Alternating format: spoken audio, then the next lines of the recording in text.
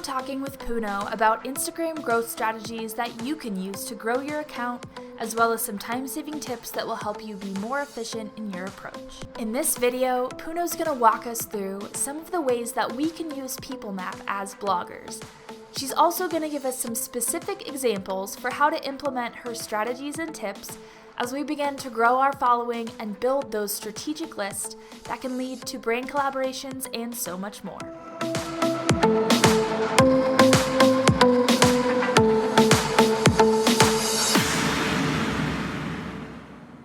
So let's dig into how influencers can leverage PeopleMap to grow their Instagram, just kind of overall. Yes. Okay. So we built PeopleMap because of lists, and I think list building is so important. Period. Mm-hmm. Just like in general in life, you should be list building. Uh-huh.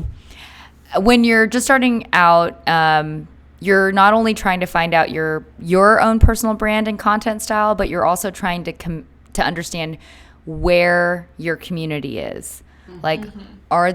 If you're a blogger, are they reading Darling Magazine? Are they drinking coffee at Verve? Which accounts are they following? And in PeopleMap, we actually have 3 default lists.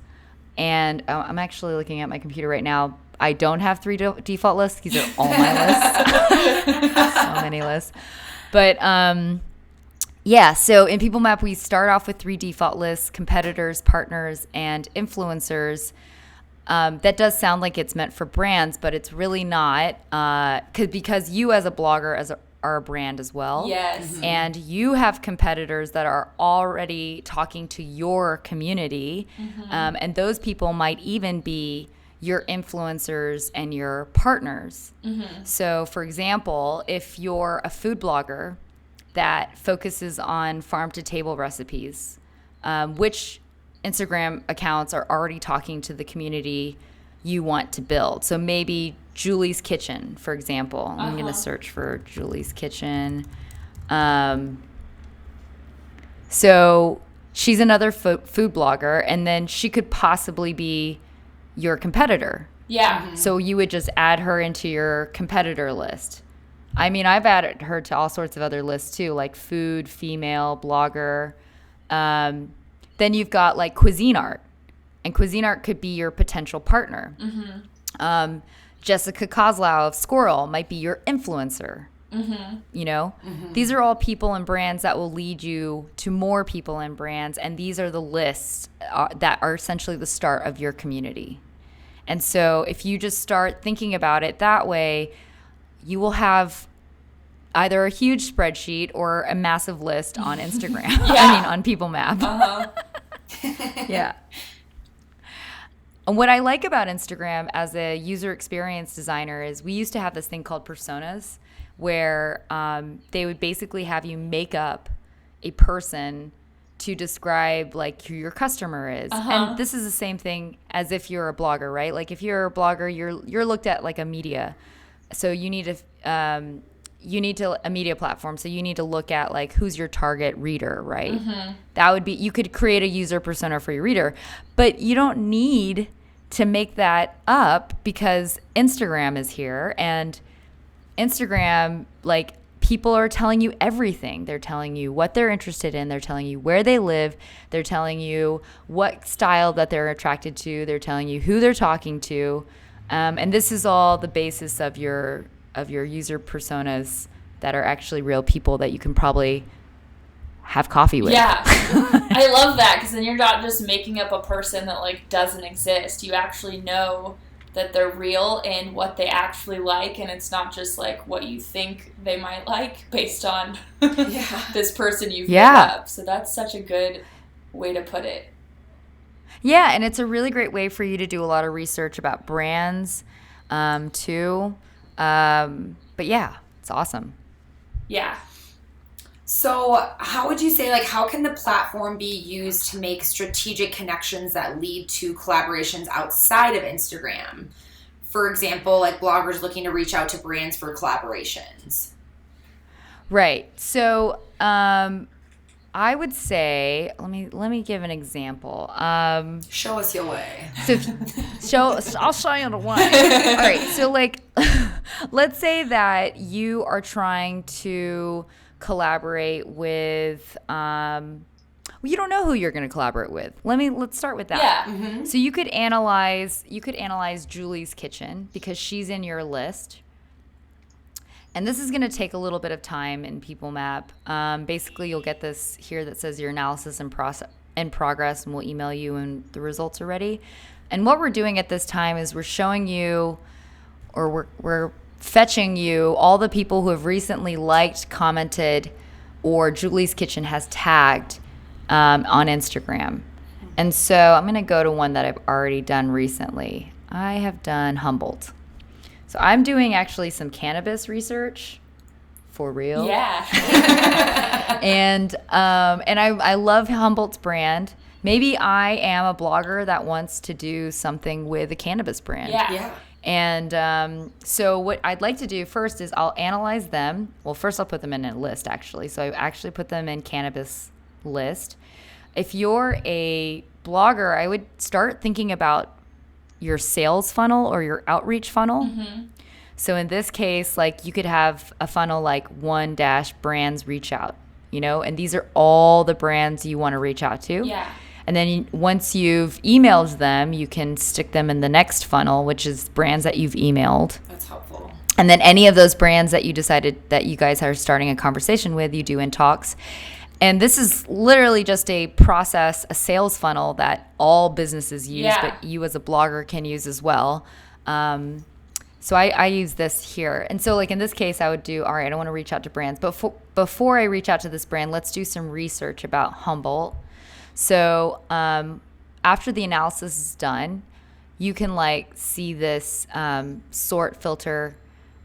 Well, let's look at the sort option. So in sort, you can see engagement, followers. My favorite thing to do is look at top commenters and most tagged. Interesting, yeah. So I'm going to click on most tagged first. So Humboldt has tagged Mad Men Shops, which is a cannabis brand, 15 times.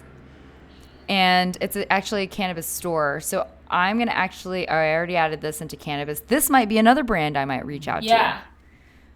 Maybe you can do a collaboration with Humboldt and MedMen Shops because obviously they do something together. Mm-hmm. So I was just thinking too. They've also tagged another dispensary in San Diego. So they definitely tag a lot of dispensaries. You want to see if this is another dispensary.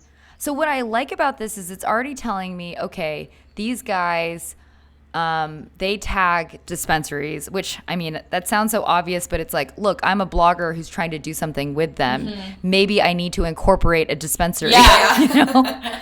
Like get the dispensary on board and then reach out to them. Yeah. Even. Yeah, Stuff like exactly. That. And then, so here's another person. So this one is Hot House Group Fashion Well Beauty. So I don't even know what this is, but they've tagged her 5 times. So maybe this is an influencer that I could reach out to. Let's see. I have a feeling it's a consulting service. Okay. Well, you never know. Maybe you should reach out to them anyways. And look, here's like link you up to something that could help you get in the door with them. Totally. So. Mm-hmm.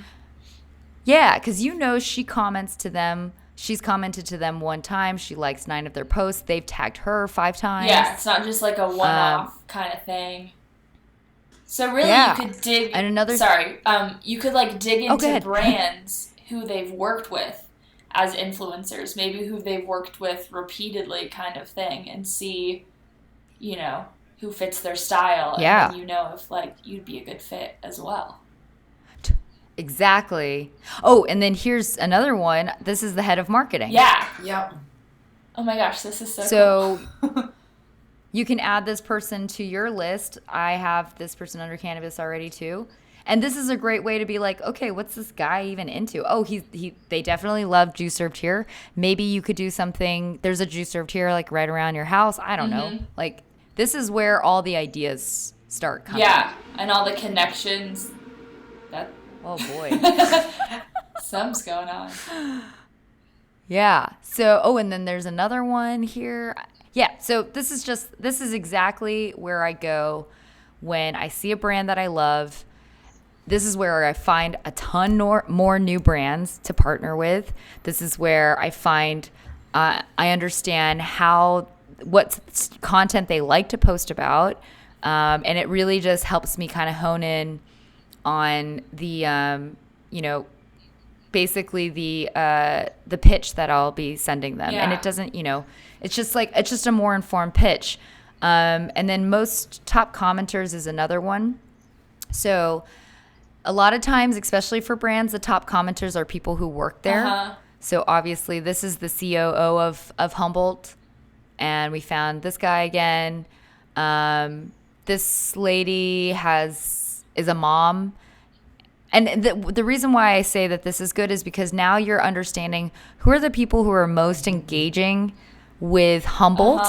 And this is the community that's going to possibly convert to your community. Right. So if you're looking at Humboldt and you're like, oh, I'd really love to work with them, just make sure, like, is this the right community that you're tapping into? Yeah, that's such a good point. Yeah, and then you can also potentially engage with some of the followers so they can find you as you go. So totally. Yeah, that's awesome. Yeah.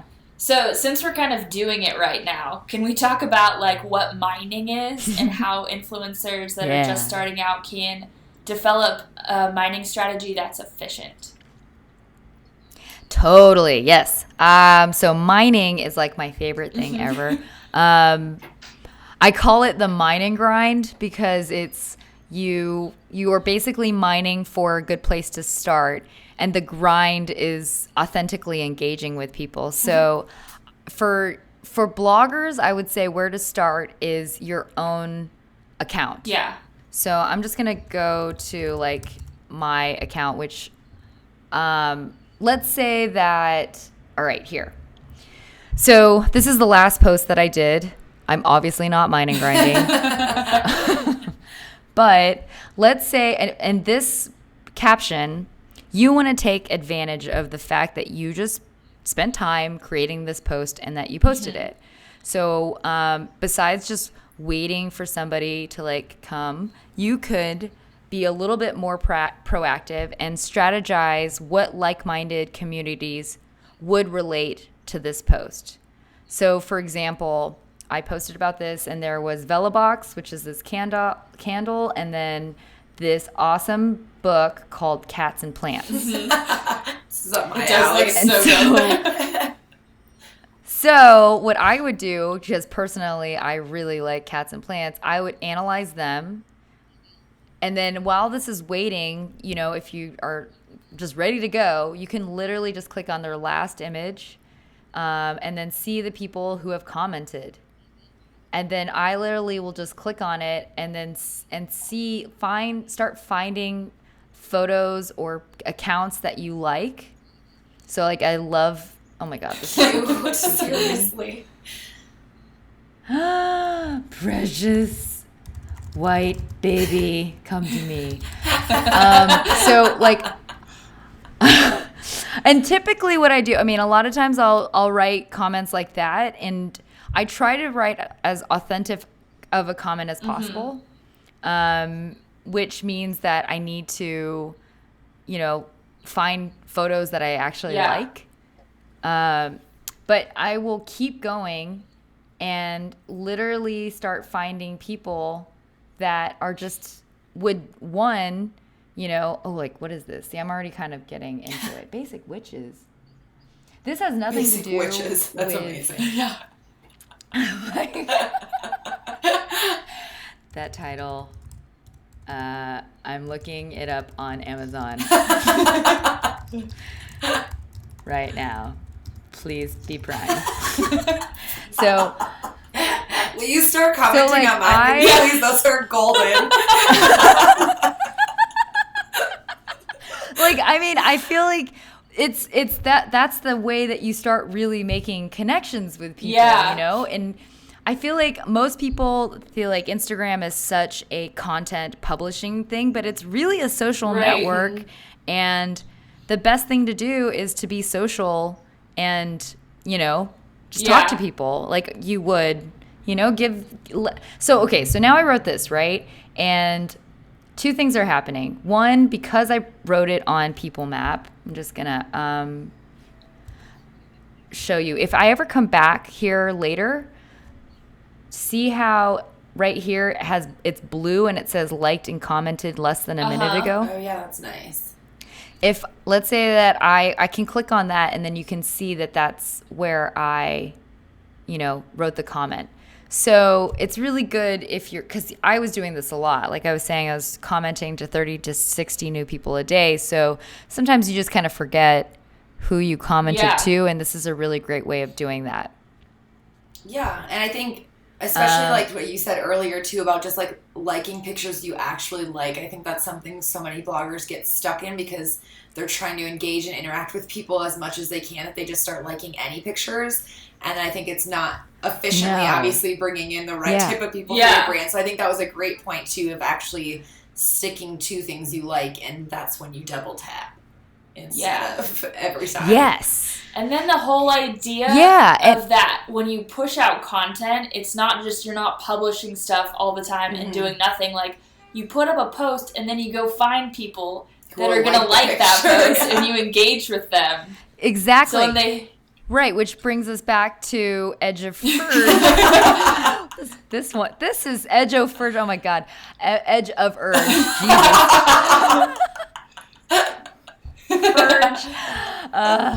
So anyway, so now what's going to happen, right? Edge of Urge is going to look at this. She's going to be like, okay, that's not just a regular ass. Like, great, amazing, cute.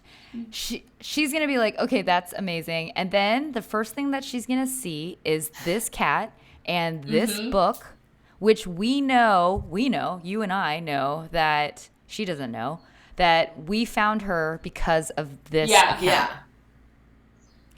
So there's already immediately she's going to be like, oh my God, we love the same book. Yeah. And then that's more likely to convert. And so when I kind of just stepped back and like thought about why I follow people, that was really it. It was like, do I feel a connection with this person? Okay, 1, check. 2, do I like their feed? Awesome, check. Then maybe they'll follow me. And we found out that if you go to stats and then activity, I'm going to close these. We track all of the comments that you make. And then if there's a little black dot, you'll see that they followed you back. Oh, interesting. So we would start counting that, and I would basically count what my conversion was because, not everybody is going to follow you back, but we had about a 40% conversion. So what is that? If you reached out to 60 people in a day, 40 people, that's 24 new followers. Yeah. Right? That I manually dragged over to my account. And I know that sounds like a lot of work, but when you're just starting out, this is the best thing to do. Because now, who knows, that conversation that I just had with Edge of Urge she might end up being a friend. And then she might just be telling other people to tell, to say, check out this account or whatever. And then that's when the word of mouth, oh Lord. That's when the word of mouth starts, and that's how it has to start from somewhere, and I feel like this is one of the best ways to do that. That's so good because being able to track like the effectiveness of your engagement, I think, is so important because then you're not just spending hours on the platform like randomly engaging. You're really truly using it to like find your people and build your community. Like your pictures, and like who you are, which I think is huge. Mm-hmm. Totally. And like, so one other tip is, I feel like this is such a good tip. So when I'm all like, here we go. So if you go to #sponsored,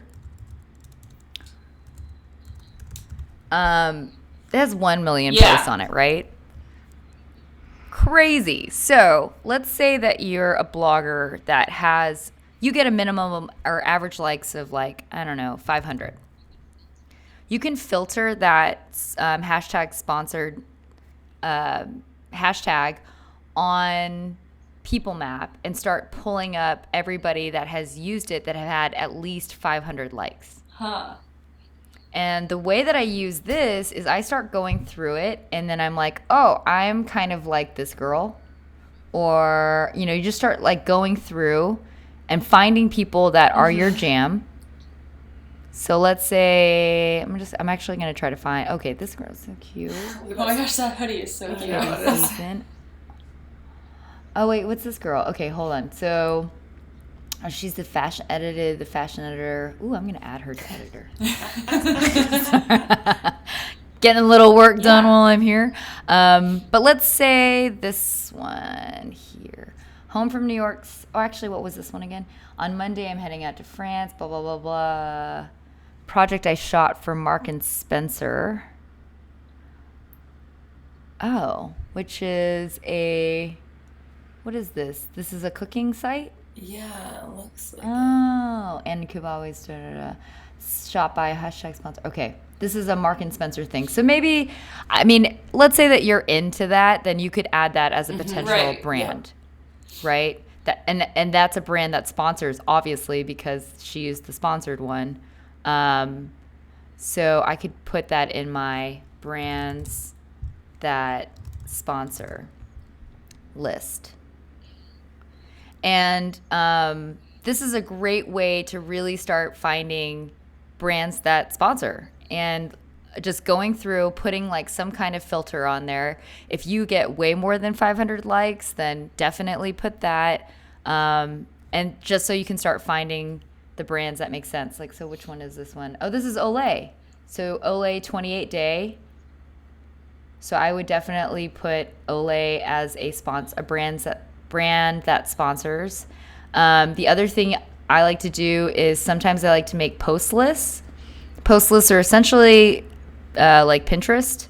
And in this one, I'll put hashtag sponsored, so that I have, and if you click these 3 little dots, it'll get you a shortcut to the actual list. But these are, and it's so funny too, because a lot of them delete those sponsored posts. Oh, yeah. I can do that. But yeah, this is a way for you to kind of collect all of the different sponsored posts and give you ideas of, how to do it. So now that I'm like, oh my gosh, I love Olay. I actually use their moisturizer. So I can analyze them and then see if I can find the Olay influencer, PR, marketing person, or just, just like we did with Humboldt, see who's most commenting to them, who they've tagged, do all that research. But, you can spend so much time on here really like getting your lists. Yeah. Packed. But just being able to start with finding bloggers that have a similar engagement to you or a similar size, and then see what brands work with them.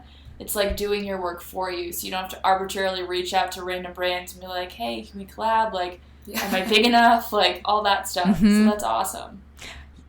Yeah. And since we're like on the topic of, finding brands and having brands find you, what tips do you have for things influencers should include in their bio to get found by brands, both on PeopleMap and Instagram itself? And then I guess what is just some of the basic tips you would have on things you should include in your bio to get found by the right brands you want to work with? This is huge because obviously we have brands that use PeopleMap, and they are constantly looking for people, but they need the words. Keywords. So I would your profile description needs to be informative. If you have a blog, put blogger in your title or blog in your title. If you're in like Los Angeles, write out Los Angeles. You could also do LA, but like writing out Los Angeles is great, or DTLA, but just you need to write something there about your location. That's so important. And then if you want brands to contact you, put your email. I mean, people are always like worried, oh, I'm going to get spammed, but that's why Gmail exists. It's such a great spam filter built into it. You don't need to worry about that. Like there needs to be a way to contact you. And it boggles my mind that some bloggers don't put their email address in their profile description. Just like, It's just crazy.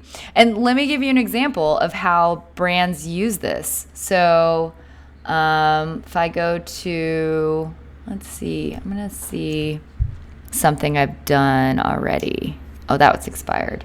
So these analysis sometimes expire. Oh, I'm going to go to Julie's Kitchen. Okay. So let's say I am Cuisine Art and I'm looking for micro influencers. This is an actual thing that, is typical. I'm looking for a Los Angeles food blogger that is a micro influencer. So I'm going to write first food blogger, maybe just blog, and then maybe Los Angeles too. And then I'm going to say we're looking for 3K to 30K. Oops, 30K, just kidding. 3K, that's right. There we go, sorry. So here's one. Here's one right here. So meets all of these criteria. Is a food blogger, in Los Angeles, has the right amount of followers and the right amount of engagement. And then I would definitely invite her. Just the next part is just the,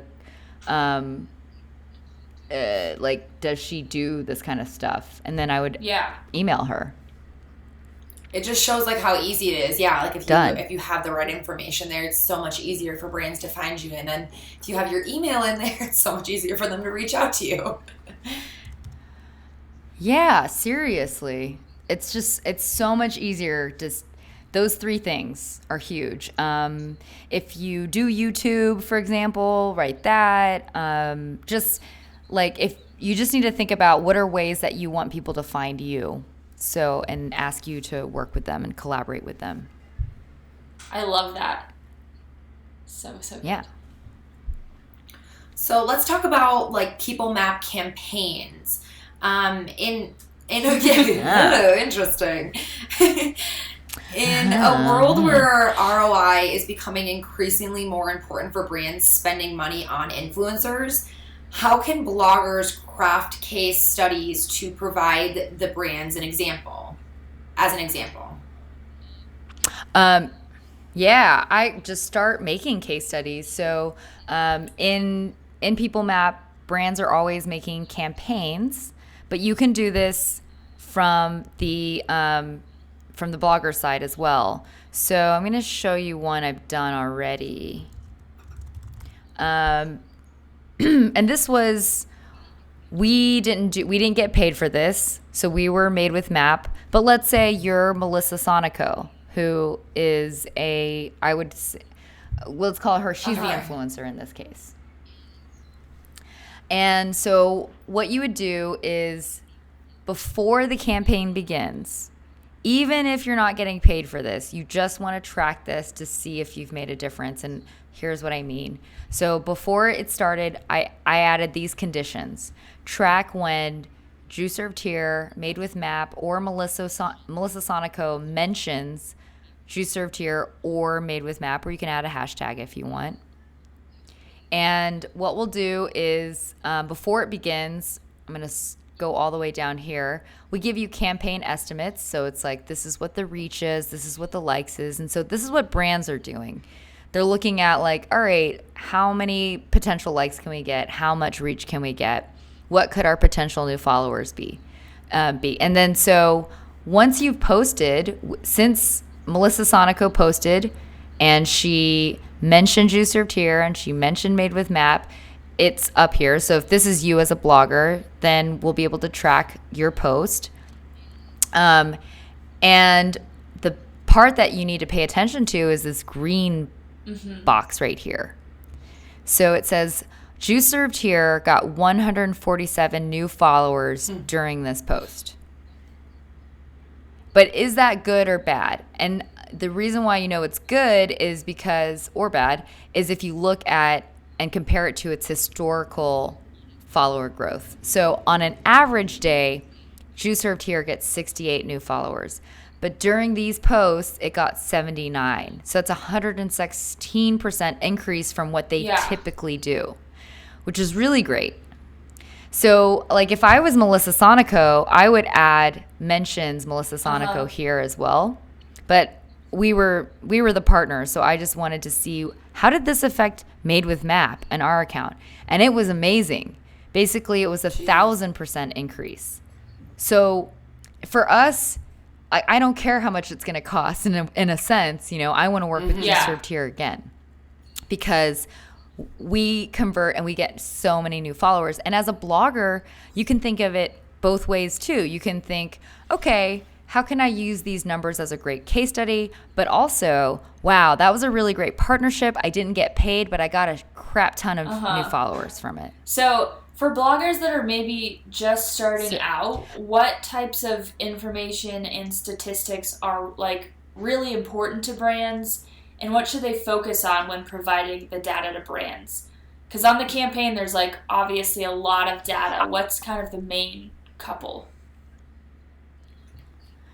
I would say probably impressions. Reach is essentially the same thing. Impressions are just across how many posts there are. So they're almost the same thing. Definitely total likes, comments. Even if you could just do snapshot of the different comments that there were. Like just actually show what the comments were. And then that I feel like these up here are the ones to go for. And I can show you a case study that we would do. We would send. So blog.madewithmap.com/case studies if you want to check them out. And so, like, I use this is a Squarespace page, and these are public, and I just kind of send this link out to brands when we were doing Made with Map collaborations. And it had all the photos so that the brand, if they ever wanted to, like, download the photos, they were all there. And then we would put the number of posts and then just, the follower growth, really, and then the reach, likes, and comments. That's so cool. Yeah. Or you can put impressions. Which is huge because that's just basically all the information and it's just, brands want to see now too. So. Yeah, and I've seen a lot of other people that like literally just screenshot the PeopleMap and they'll put it in like a deck. It's I mean, honestly, as long as you're just even tracking it, you're sticking out. Because no influencers and brands and bloggers do not do this. And if you think about how it works, so there's a girl or a guy and he works in the marketing department and he's trying to pitch this to his boss or his client if they're in an agency to work with you. And if you don't give them the right amount of information to make your case, then you're not helping yourself at all. So whenever we would approach a brand to do a collaboration with, we would give them this case study and they're like, oh my God, thank you so much. Like, you don't know how much easier this makes my job, And then not only that, but I'm not this like regular blogger. I'm like someone different that sticks out and they think about you again, like for future campaigns too. Because you care about the ROI. Totally, which is huge. That's the hardest part with today's world of blogging. With actually being on that topic of standing out, with Instagram being so saturated now, and obviously, especially in the blogging world, there's 1,000,001 people all trying to do what seems to be the same exact thing. How can influencers cut through that clutter and build an engaged community that is into what they're doing as a blogger or brand or whatever they are on Instagram? I would say just don't stop. Most people just will end up giving up or not putting as many hours as they did in the beginning. Really successful bloggers and influencers have been doing this for 5 years or plus. Because they didn't stop. And I think the fastest way to get left behind is just not doing anything or not putting as much work as you can. That's like the number one thing. Which is huge. That's kind of what we've spoke a lot of truth to in our lives and in our other podcasts and videos, is just because I think a lot of people get they seem to feel exhausted from it, and they're just like, I'm just going to take a few days off, or I'm going to take a month off or something and not do it. And I think what they're losing sight of is if you're going to continually take breaks and continually stop, you're kind of defeating the purpose of bringing constant engagement into your community and into your blog. So I think that's a great tip that we try and even obviously boost people with positivity, just kind of keep going and push through the exhaustion and push through some of the negativity that can be out there and just do it. So I'm glad you said that, because that's what we stick to. Right. Yeah, and if for some reason it's like, well, no, I'm just bored of it or I don't like it, then you really need to figure out how to make it fun for you again, because, like, what's the point of doing this, like, if you don't enjoy the process? So I would really, like, if you really haven't done it or you're stopping all the time, there's something there that is like, there's something in the way that you're creating content that is boring you, and you need to fix that, because that's not going to change. You can put as many hours in it as you want, but you'll still be bored of it. So why don't you change the variable that's making you not want to do it, which is the boring part? And as a creator, as a content creator, that is your job, is to make it interesting and exciting.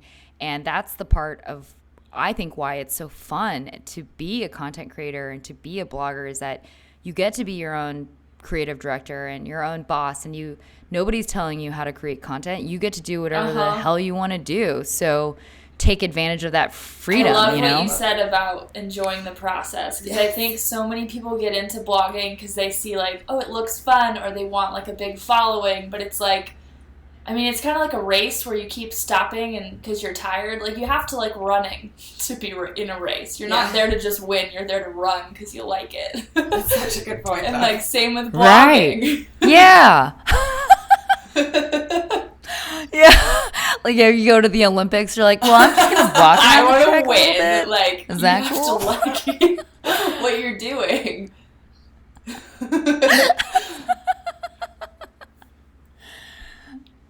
So to wrap up, if you had to give like one tip to bloggers or influencers who maybe are in the process of transitioning their blog from a side gig or hobby into like an actual business, what would your best tip be?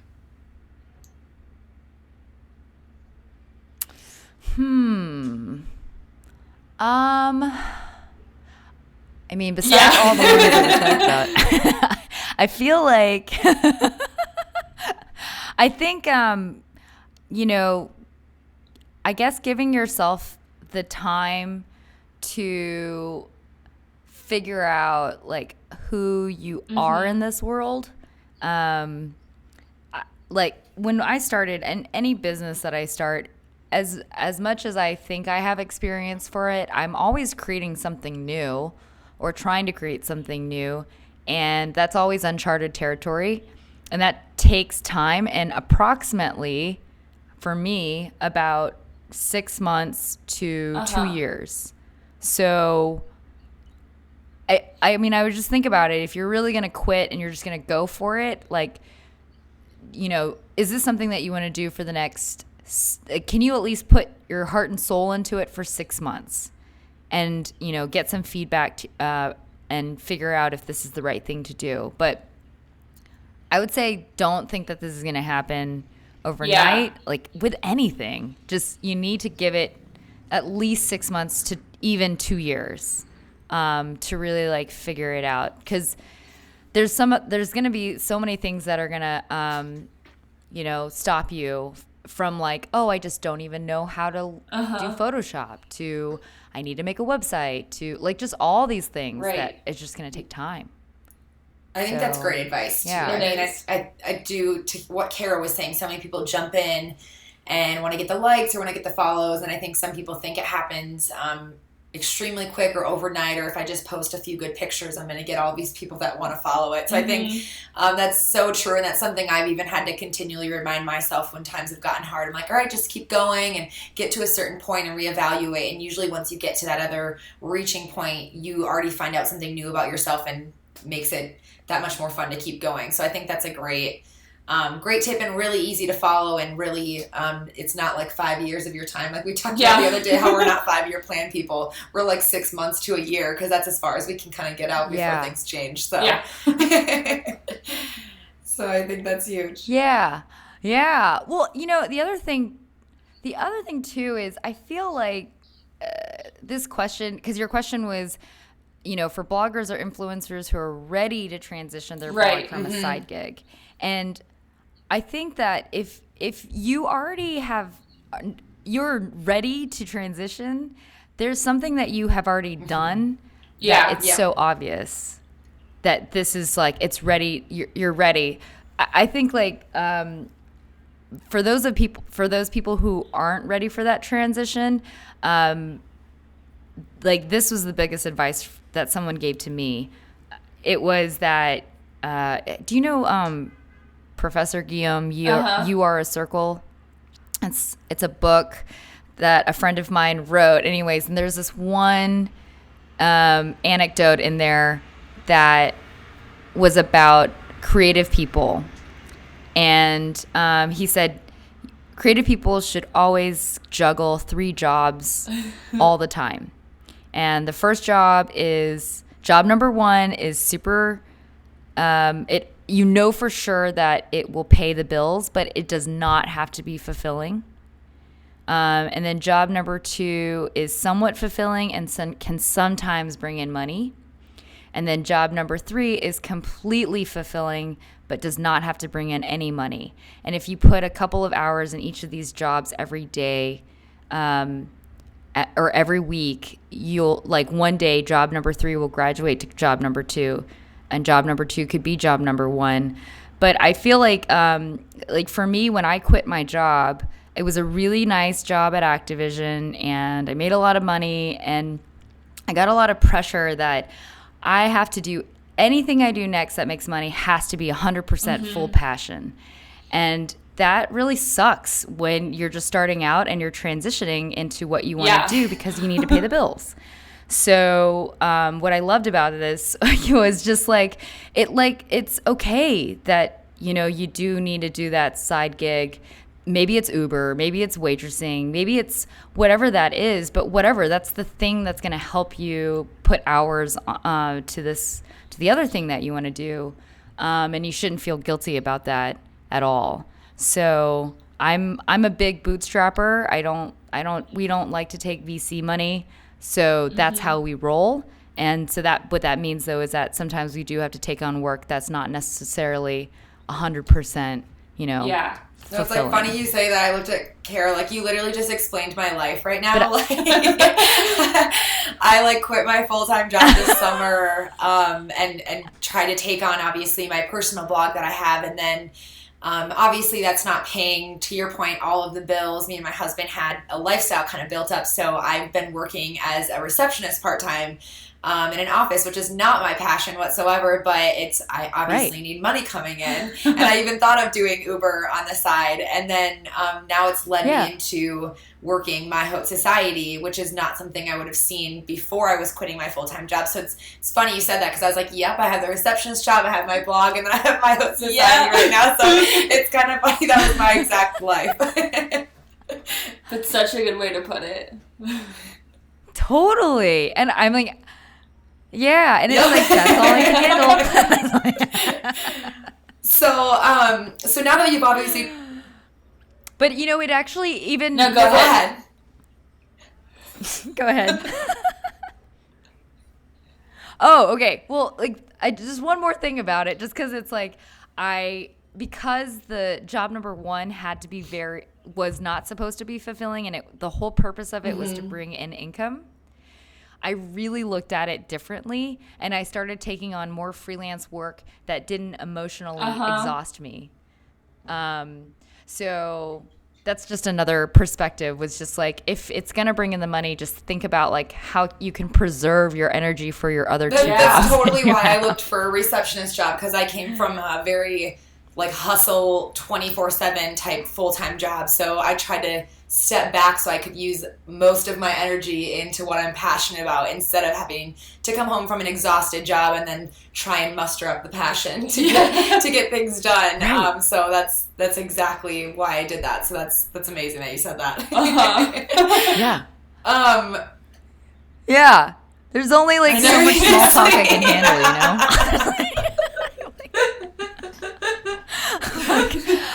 I don't know, man. How are your kids? But oh well, Puno, you have been amazing. I totally have a girl crush on you. Me and Kara are gonna have to come to LA and visit you or meet you in person sometime. But now that you've obviously shared with us all of the different amazing things you've kind of created in these past couple years, if you wouldn't mind sharing where people can find you so they can check out, the amazing different things you've created and kind of follow along on your journey as you continue to go. Yeah, punodostres.com is like my website that leads you to my YouTube channel. It's all Puno dos Tres. I mean, if you're on any kind of platform, just like search a user, you can just search for which my I'm username. Totally obsessed with. Yeah, it's great.